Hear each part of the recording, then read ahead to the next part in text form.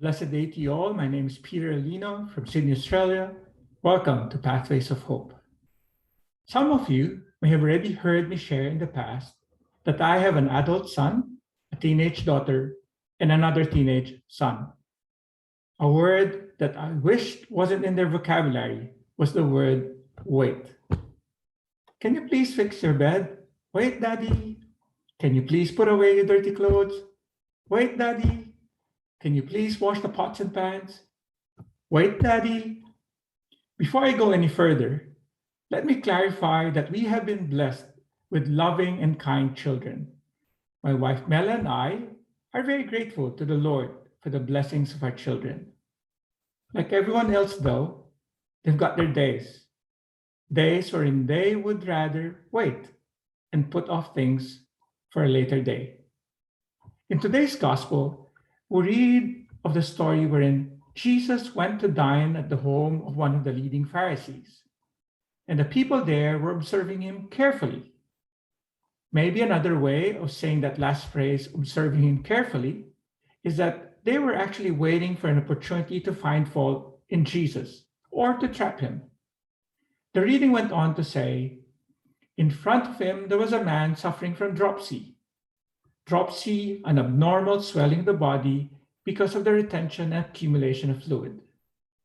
Jesus spoke to the scholars of the law and Pharisees in reply, asking, is it lawful to cure on the Sabbath or not? But they kept silent. So he took the man, and after he had healed him, he dismissed him.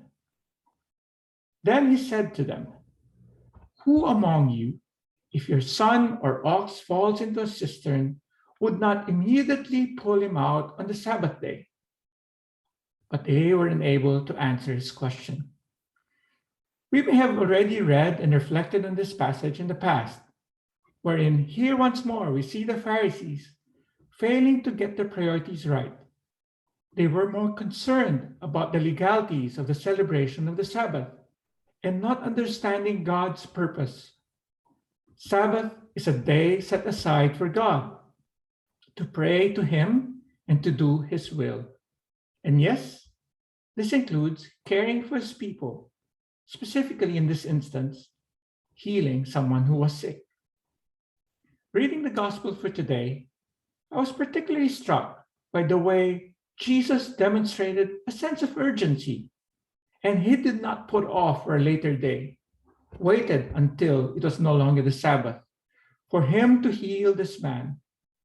He further illustrated this by using the analogy of a son or an oxen falling into the cistern, and how it was completely understandable for us to instinctively and immediately attempt to pull them out, regardless of whether it is the Sabbath or not. When it comes to doing what is right, such as loving and caring for our neighbor, there is no such thing as wait.